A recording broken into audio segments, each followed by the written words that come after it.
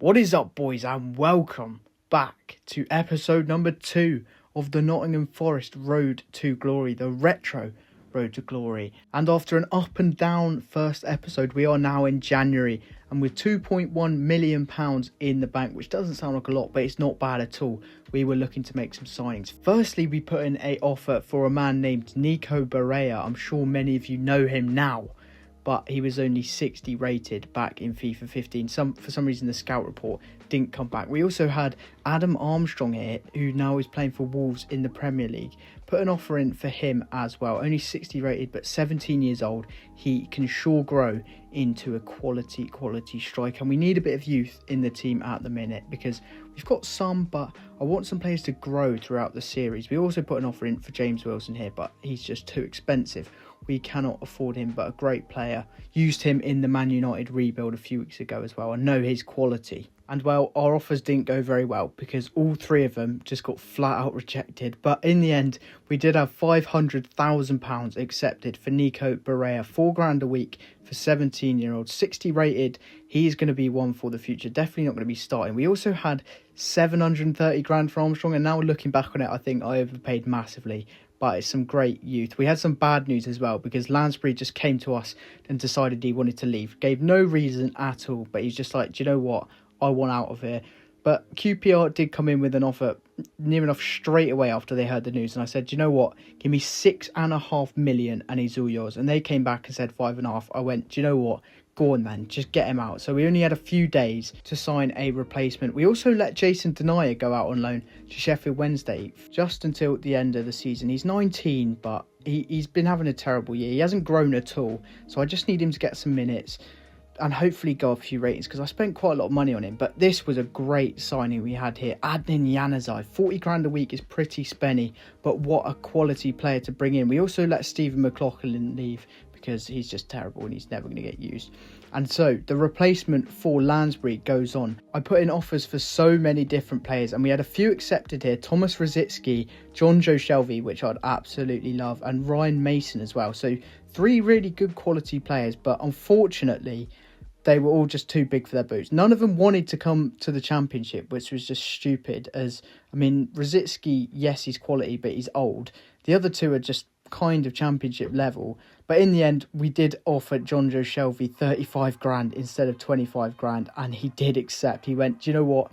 I'll chase the bag. I know how quality this manager is, and I want to go and join him at Nottingham Forest. We signed John Joe Shelvey, who was 74 rated, and that's how we look after our business was concluded. That pretty much took all of our money. So now we're looking in a really good position to get promotion. But back into the gameplay. Firstly up, we had Ipswich.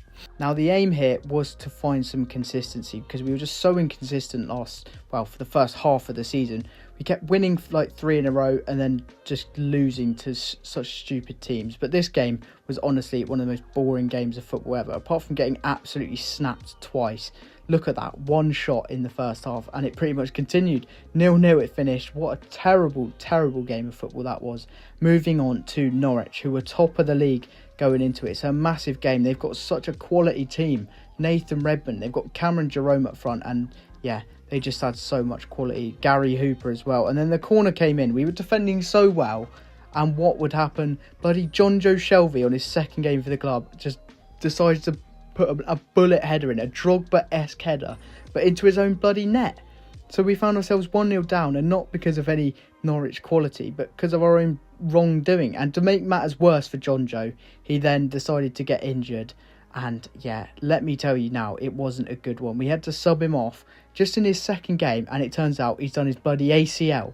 So 7 months. It's a horror show for John Joe, and I'm absolutely gutted, because I was actually really looking forward to using the guy. But you know what they say, it is what it is. Pretty much 4 million down the drain. But yeah, moving on to Huddersfield, who, unlike Norwich, these guys were bottom of the league playing against them, and they took the lead 20 minutes into the game. It was a horror start, but Januzaj, this is what I want to see from him, showing his quality, and he was hacked down in the box by Edgar. The referee gave a penalty. It's a stone wall penalty. There's only one man going to step up, Britason Malonga, and he sends the keeper the wrong way, puts it in the top right corner, and we levelled up with Huddersfield going into half time.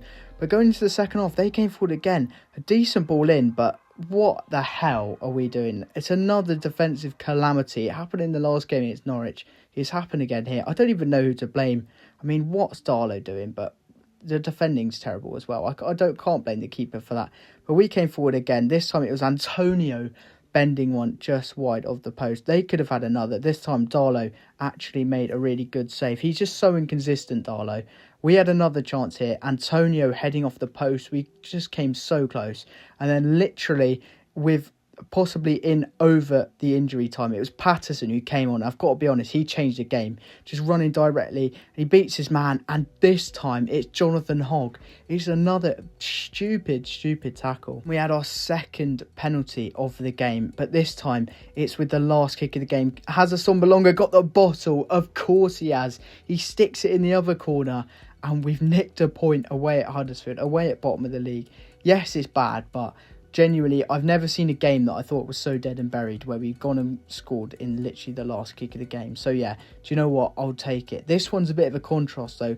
We were away at the Vitality, down on the south coast against Bournemouth, who were favourites to win the league at this point. We came forward early there. A good effort from Assombalonga. 2 good saves from Artur Boruc. But yeah, we actually started this game really well. And this is Patterson again. He's in fine form, cutting it back to Assombalonga, our main man.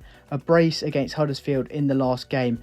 And we beat Bournemouth. We could have had another one here. Patterson this time putting it across, but it was a terrible ball. Luckily for us, it did not matter. We got the better of Bournemouth. A massive result. We also decided to give our wonder kid youth player a contract. I mean, he looks absolutely insane, and hopefully he can grow into being one of our best players. But anyway, 5 games left to go in the season. We are currently sat a place outside of the playoffs. It's 2 points separating us and 4th. It is very close. And up first, we have got Wolves. A very difficult game away at the Molineux, and they started quickly. A brilliant save there from the goalkeeper, but it was turned in and we went 1-0 down just 10 minutes in. Shelvey had a free kick here. Brilliant strike, but what a save from the goalkeeper that is. And we did everything we could to get back into it. So I thought that was just going to trickle into the back of the net, but somehow it hit the post from an Adnan Januzaj header. We also had some more bad news. Another injury, this time to Fox, our left back, and we ended up losing to Wolves. We actually dominated as well. We deserved at least a point from that, but again, we were playing against another team in yellow, and this time it was Watford. And look at this, it's a 6-pointer.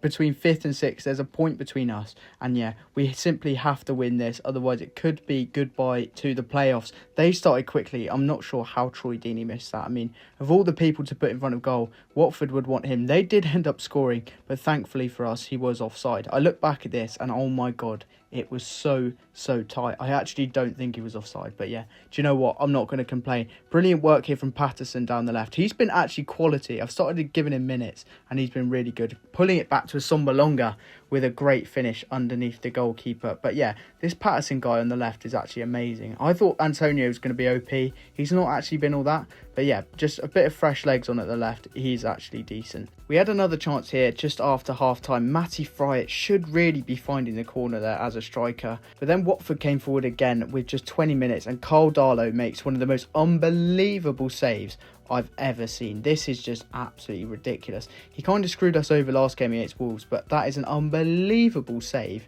Just with the top of his hand, a strong hand. But yeah, the inevitable happened. They came forward in the last minute and it was headed in by Fernando Forestieri of all people. They had another great chance in injury time. I'm not sure how they missed that. But yeah, if they'd have scored that, it would have been goodbye playoffs. We did get a point, and to be fair, Watford were the better team. But I was a little bit gutted to concede late on. So going into the last game of the season, we're still a place outside of the playoffs with 1 point. We've got Cardiff at home, which I decided to sim. We have to win and other results have to go our way. We need Reading to lose, and we did our job by winning. Blackstock off the bench, and somehow we actually managed to do it. I'm guessing Reading must have drawn or lost. But yeah, we still had to play Bournemouth in the semi-finals, who finished 3rd, I believe.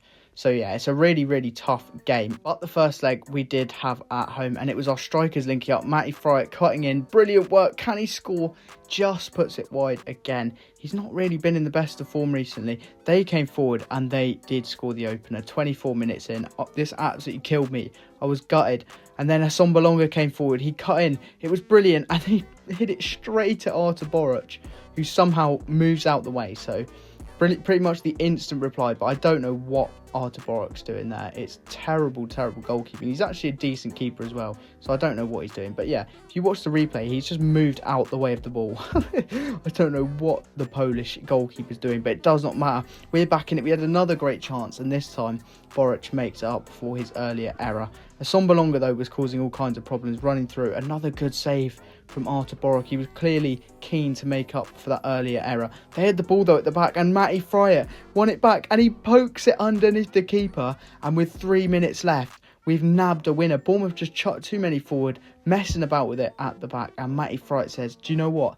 Thank you very much. I will be taking that off you. And yeah, we beat Bournemouth in the first leg. To be honest, going into it, I forgot there was 2 legs. So yeah, the second leg, I did just decide to sim away at Bournemouth. Can we get the job done? Oh my word, it's an absolute slobber knocker, which we've won in extra time. Teskey, in the 120th minute, scores us the winner to send us to the Championship playoff finals, where we play against Middlesbrough. We still, of course, had the injuries of Fox and John Joe Shelby, so we were out those two, and it's still an absolutely massive game. Can we get to the Premier League at the very first time of asking? This is how Middlesbrough lined up anyway, and I've got to be honest, their team didn't strike much fear of me. I recognised a few of their players, but there wasn't a player I was like, right, shit, I've got to play against him now. He's absolutely rapid, or he's dangerous. The Grant Ledbetter, Ryan Fredericks, Thomas Callas, I mean, a few players. This is how we lined up anyway. It was a pretty strong team. We did have some injuries as well. Antonio was still injured as well. Fox at left back. We had Shelby injured as well. So Gary Gardner came in, who can do a good job in that midfield. But it's still a strong team. And yeah, come on lads, let's get to the Premier League.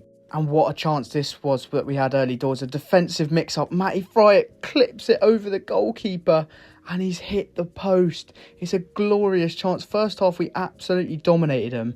4 shots to none.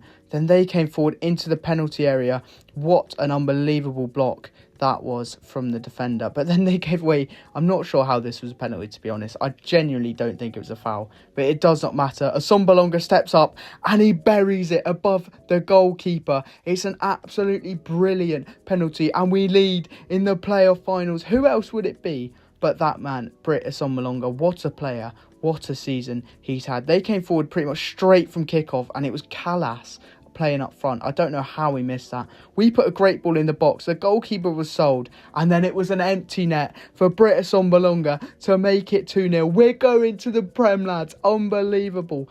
That man has scored 2 goals. Who else would it be? That's my question for you. Who else would score 2 to get us to the Prem? And yeah, we won the bloody playoffs. Come on.